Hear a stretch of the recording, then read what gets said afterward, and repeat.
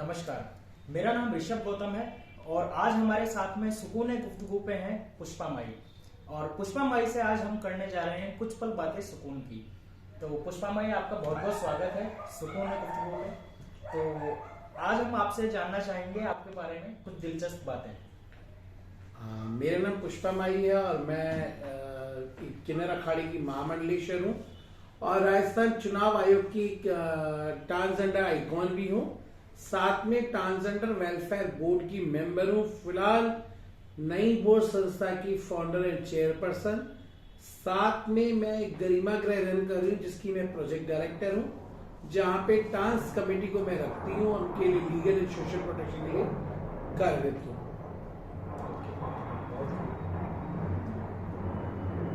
जैसा कि आपने बताया कि आप मतलब बोर्ड के मेंबर हैं और जो कमेटी रन कर रहे हैं, और उसके साथ में मतलब जो आपकी कम्युनिटी है तो उसको लेके आपके क्या थॉट्स हैं और समाज आपको किस तरीके से देखता है, तो आपका क्या नजरिया है उनके लिए? देखो, सबसे पहले ये समाज के ही बच्चे और समाज के बच्चों को एक समाज की से दूर क्यों, उन्हें हर चीज से वंचित क्यों, कि समाज की जो मूलभूत सुविधाएं हैं उन सबको मिलनी चाहिए। इनको देखते हुए मैं समाज के हर एक बच्चे को और हर एक बच्चे को एक स्वाभिमान पूर्ण अपना जीवन जीने के लिए, उनकी स्किलिंग एंड लाइवलीहुड और उनकी एजुकेशन के लिए मेरी संस्था हमेशा तत्पर कार्य करती है, ताकि समाज में उनका जो खोया वजूद है वो यथावत स्थापित हो पाए और एक सम्मानपूर्ण जिंदगी जी पाए, उनको समानता का अधिकार मिले। यस। और मैं आपसे ये पूछना चाहूंगा कि जैसे कोई भी ट्रांसजेंडर है तो उसे अपनी लाइफ में जैसे मान लीजिए कि एक सामान्य पुरुष है या महिला है, तो एक ट्रांसजेंडर को अपनी लाइफ में किस प्रकार से, किस तरह से अपने कदम उठाने चाहिए कि समाज में वो एक नॉर्मल बिहेवियर उसके साथ हो? देखो, सबसे पहले तो चीज है कि मैं जब तक एजुकेशनली नहीं मजबूत होंगी, अवेयरनेस नहीं रहूंगी मेरे राइट्स क्या है और मेरा वजूद क्या है, तब तक समाज को एक सम्मानपूर्ण जीवन जीने के लिए एजुकेशनली बहुत मजबूत होना पड़ेगा और सेंसिटाइज होना पड़ेगा। बिल्कुल बिल्कुल सही कह रही हैं आप। और जैसा कि आपने बताया कि समाज में जो एक ट्रांस होता है, ट्रांस को किस तरीके से अपनी लाइफ मतलब जीनी पड़ती है, क्या क्या उसकी लाइफ में परेशानियां आती हैं। देखो, समाज में न तो कोई रोजगार है और न कोई समाज में जीने के लिए उसके पास कोई मूलभूत सुविधाएं हैं, और न समाज का अपना घर है, न सुविधा के लिए देखा जाए तो वॉशरूम है, और न सुविधा के लिए कोई मेडिकल ट्रीटमेंट है। पर राजस्थान सरकार ने बहुत चीजें बदलाव करा है। हमारे समाज के लिए बहुत सारी पॉलिसीज सरकार लेके आई है, बहुत सारी पॉलिसीज में मुकिंग लेके आई है, सबके लिए ट्रांसजेंडर आइडेंटिटी कार्ड लेके आई है।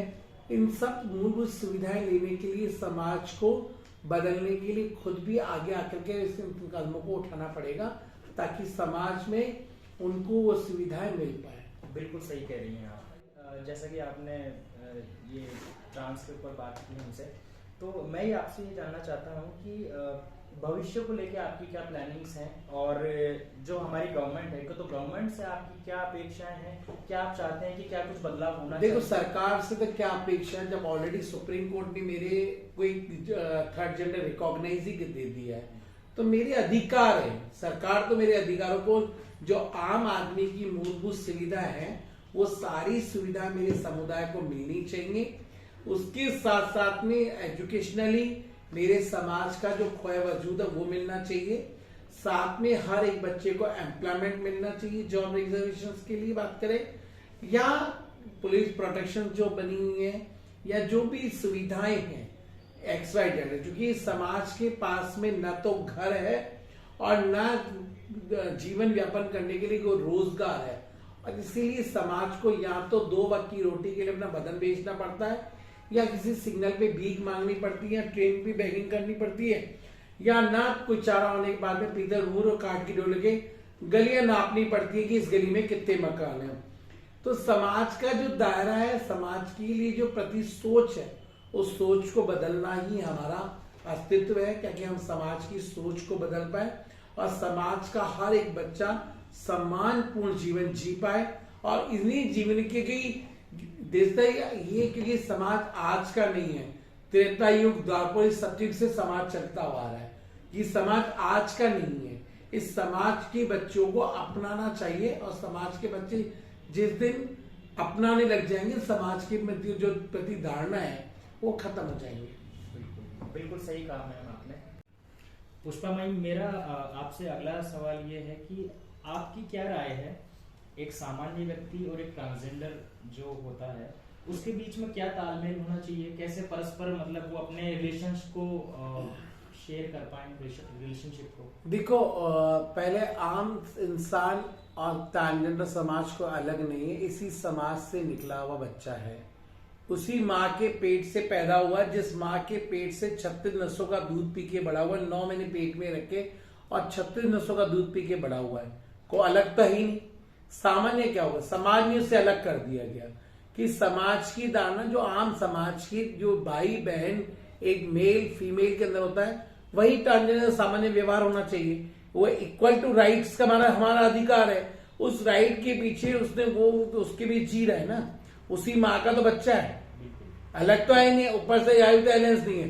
पर समाज के प्रति ये धारणा किसने बनाई कि समाज बुरा है, समाज के बच्चे ऐसे हैं। इसीलिए जो गैप है, उस गैप को इन फ्यूचर में खत्म करने के लिए ही समाज के प्रति धारणाएं बनी हुई है कि समाज इस तरह की क्योंकि बॉडी के अंदर ऑलरेडी इतना फ्रस्ट्रेट होता है कि समाज के प्रति धारणाएं ऐसी बना दी गई है। बिल्कुल सही कहा आपने। तो पुष्पा माई, जैसा कि आपने बताया कि अभी आप नई बोहर संस्था जो चला रहे हैं, तो इसके अंदर में आप क्या क्या बच्चों के लिए कर रहे हैं, क्या क्या स्किल सेट उनको डेवलप कर रहे हैं? देखो, नई बोहर संस्था बेसिकली कमिटी बेस्ड ऑर्गेनाइजेशन है, जहां पर कमिटी के बी कमिटी और वी कमिटी, हम कम्युनिटी को प्रायोरिटी देते हैं और कम्युनिटी के लिए काम करते हैं। तो यहाँ पर हम बच्चों को स्किल एंड लाइवलीहुड के साथ जोड़ते हैं, उनको एम्प्लॉयमेंट के साथ जोड़ते हैं। और बेसिकली हमारे यहाँ पर 3 कोर्सेज कराए जाते हैं।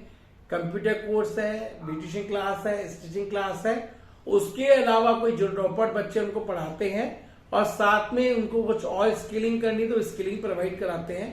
साथ में बच्चे के साथ में जिस तरह डिस्क्रिमिनेशन ना हो, वायलेंस हो, और बराबर उनको कानूनी पूरी नॉलेज देते हैं, उनके क्या राइट्स हैं, उनके क्या क्या व्यूज होते हैं। हम उनके स्किल डेवलपमेंट के लिए, उनके लिए स्किलिंग के लिए साथ साथ में जो गवर्नमेंट की स्कीम्स है उन तक उनको फैसिलिटेट कराते हैं।